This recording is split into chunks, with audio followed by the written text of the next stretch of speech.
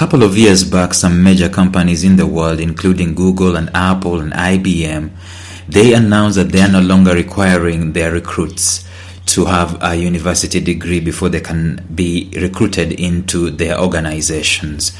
And that is for one reason or another. And I can tell you that this trend has been going on and on and on, where many organizations are coming to the realization that it is not the academic papers that people have that make them to be good and great performers. And so the thing that is coming to the fore over and over again, like I've been telling you, it is the need for each and every one of us to have a personal brand. And in the podcast, we've been doing a series discussing some of the misconceptions that people normally have with their personal branding. And today I want to add one more misconception. It's a big one that I want to discuss today in the podcast. You need to stay tuned to this one.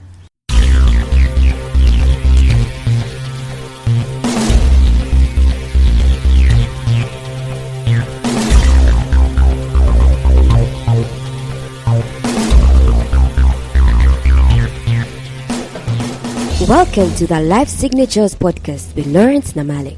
Lawrence is a life coach, author, and keynote speaker who loves to tackle different topics on purpose, productivity, and resilience. His mission in life is to awaken all your boundless possibilities available in you.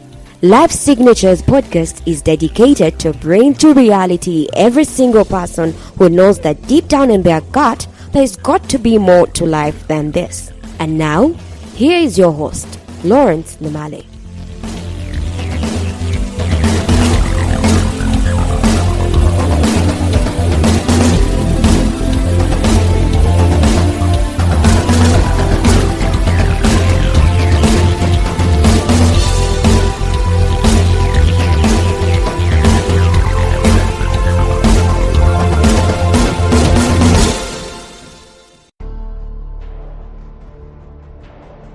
The world is increasingly becoming a gig economy more than it is a job economy.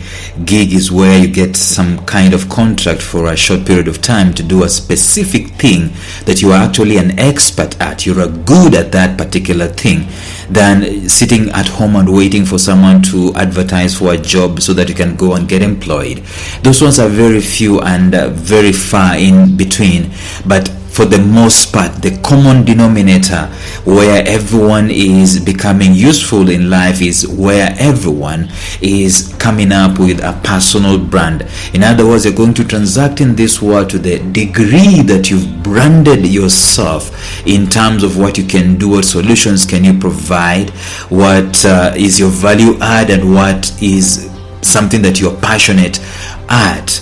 See, if you're not going to have that and you're only banking on your qualifications and your competence, you will be lost in the crowd, because the crowd is full of people who are competent, it's full of people who have qualifications. In fact, as many as possible are going back to school to up their qualifications, and nearly everyone has realized that it's not just the degree that matters, it's the masters.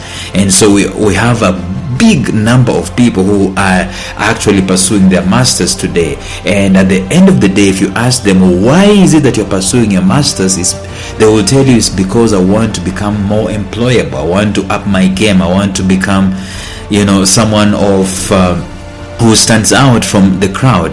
I remember doing interviews just a few years ago where I was interviewing more than 300 people. I can estimate that over a period of time, and I can tell you that in my interview I had a great amount of people who came in there because they had master's degrees, and we had conversations with them, and it was interesting. I desired to hire those guys, but you see, the value proposition for me on there was not what they were looking for, and it's just counterintuitive. So you go out there and you up your game and you get a master's, you get a PhD, and so on and so forth, and then you come back into the real world, and guess what? You are overqualified.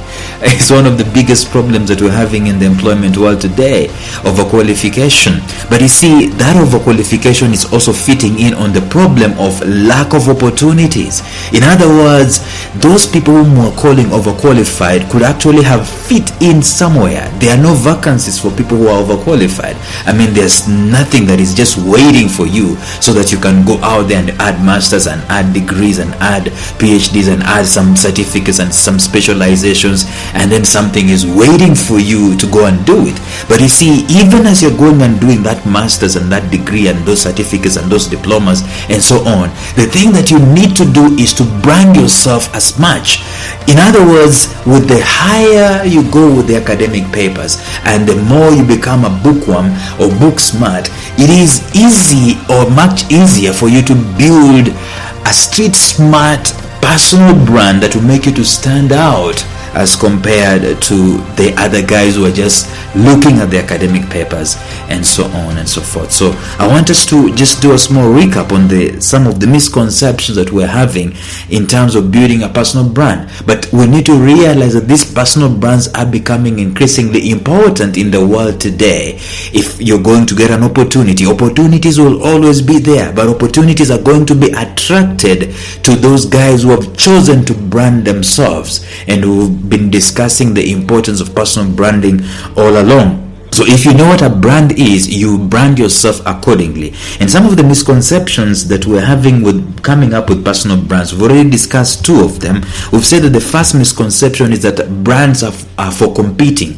We say that yes, competition is going to come, but if you're building a brand primarily for the reason of making yourself competitive, then you have lost. The thing that you should be doing is to build a brand to offer a solution, build a brand to serve, build a brand to value add, build a brand so that you can be seen as the go-to person. You don't build a brand at the back of your mind having a competitor. No, you build a brand at the back of your mind having your audience, the people that you're passionate about, having your villain, the people that you want to exterminate from the world, so to speak, and I'm putting that one in quotes. The second misconception that people normally have when coming up with their personal brands is that they are primarily for selling. You don't build a brand so that you can sell. People hate being sold, but people love being cared for, being taken care of. People love being advised. People love being contributed to. People love their solutions being given to them. People love their problems being solved. They simply do not want to be sold, but they want to be cared for. So if you're building a personal brand ostensibly so that you can be able to sell stuff, you'll be one of those people in the list of those people who are normally rejected. You know, sales insurance, multi-level marketing people, and all those guys who are dangling products and they show no care. All they care about is your pocketbook. They don't care about what you feel. And I would advise you actually to go and read a book called Swim with the Sharks by Harvey Mackay, I guess, and it's going to give you a very good picture on what you need to be doing in terms of building your brand, in terms of caring for people. You're going to sell to the degree that you care. You're not going to sell to the degree that you've built a brand. So you build a brand to care for people. And then we discuss and we say that the other misconception that people normally have, this is a big one, and I'm going to also allude to it today, is that people normally build brands thinking that a brand is about logos, color schemes, websites, and all those things that are forming the 3% of the iceberg. And we saw that a brand is through and through. It's the whole 9 years, the whole shebang, the whole iceberg is a brand. In other words, if you do not have value that you are giving to people, you do not have solutions that you're providing, then the color schemes and the logos that you're building as empty as anything. That's what Jesus Christ said, that you are as whitewashed tombs. In other words, you appear to be so righteous, appear to be so pure, but inside of you there are people's skeletons. I mean, bones are wasting away. There's so much to be hidden in your closets. So if you're building a brand, don't just focus. In fact, don't start with the logos. Don't start with the color schemes. Start with the value. What value are you offering to people? What solutions are you providing to people? And you move on from there. Today we're going to discuss one more misconception that people normally have when they're building their personal brands, and it's simply this, that a personal brand is about marketing. It's the same thing that I've been sharing in the previous episodes. A personal brand is not primarily for marketing, and marketing is a good part, it's a good component of creating any business. In fact, it's one of the strongest components of creating business, but it's not the holy grail of business. It's not marketing. It is about the products, it is about the service that you're offering, it is about the solutions that you're providing. See, there is a friend of mine, let me not call him friend, maybe an acquaintance. There's a guy who came onto my social media and he saw some of the things that I've been doing with my podcasts, and I just started podcasting at that moment in time, and he saw my numbers and said, you know what, I can give you good numbers. And by the way, those of us who are in the podcasting industry, we are always flooded by these podcast promoters, guys who tell you that I'm going to give you numbers, I'm going to make sure that it's listened to 2,500 times a minute, and so on and so forth. And so this guy is one of those people who came and they told me unequivocally that I can help you to up your brand.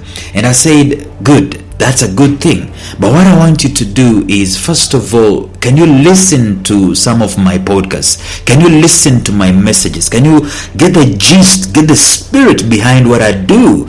Because there is something in there that I'm offering. It's not just about words. There is a message that I'm offering to the world. So if you are going to market for me, then it will be very nice for you to get the spirit behind the podcast. Get the message behind the podcast. Get the why, the reason as to why I'm doing what I'm doing. He unequivocally told me off. He said, no, I don't need to do all that stuff. I'm just going to give you numbers. I don't need to do all that stuff. And guess what? I did not engage this person. Why? Because I do not want to just market stuff for the sake of marketing. I don't just want to have hard numbers, just targets being met. I want value being offered. I want the marketer to understand the spirit behind what it is that I am doing. People wrongly think that all there is about personal brand is how much it is marketed. Marketing is good, but that being said, the spirit behind what is being done is much more important. In other words, people think that personal branding is only about showing out what your brand is, just showing your colors, showing you, and so on and so forth. They forget there are two major aspects of personal branding that precede the showing.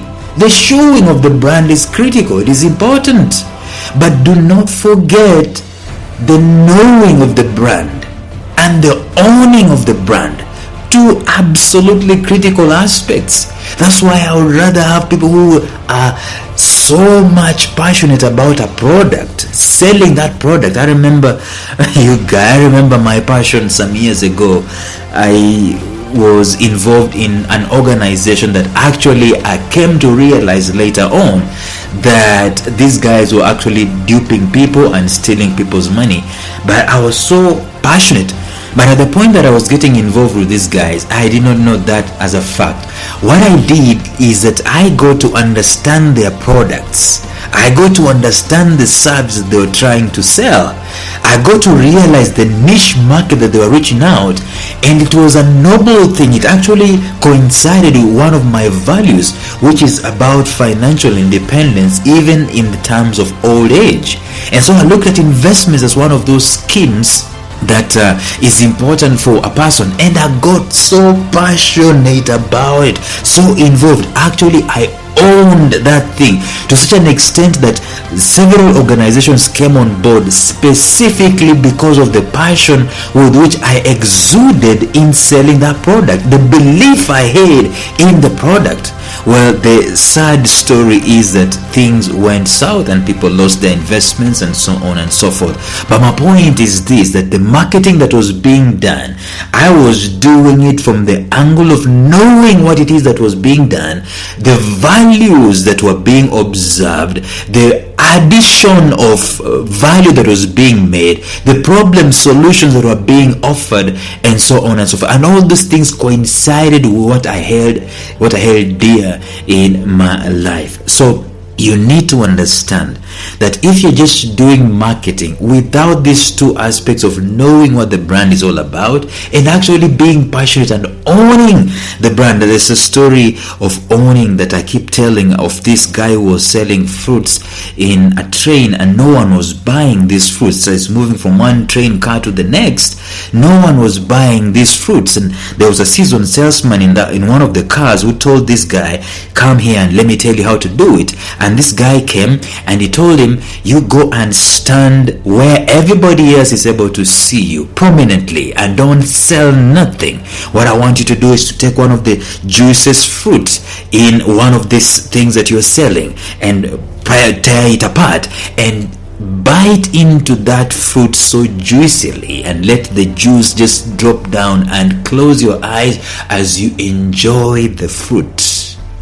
Soon enough, everyone else wanted a bite of the same.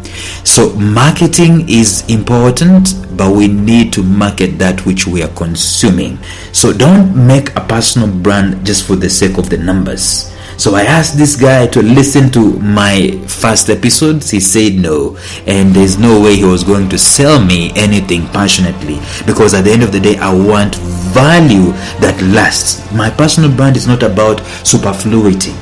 It's about integrity from the get-go. It's about the value that I'm offering from the get-go, not about how good I am. It's not about quantity, it's about quality. So do not create a personal brand and just run with marketing if you're not in love with the solutions. Don't run with marketing if you're not passionate about the value add that is in there. Otherwise, at the end of the day, you're going to lose steam, and people will see you at the end of the day for who you really are, that you don't care about them, you only want their hard-earned dollars. Tomorrow we're going to discuss something else. Until then, think about that. Bye-bye.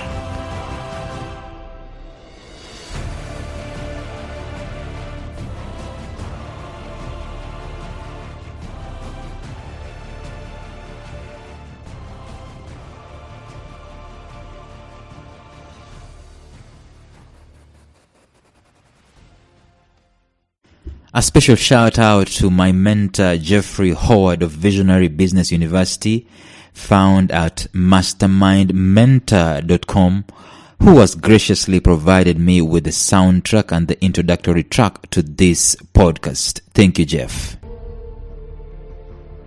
Thank you for listening to Life Signatures Radio. If you enjoyed today's show, subscribe to Life Signatures Radio on iTunes, Stitcher, or visit our website at lifesignatures.libsyn.com. Life Signatures Radio, fresh, clean, and inspiring.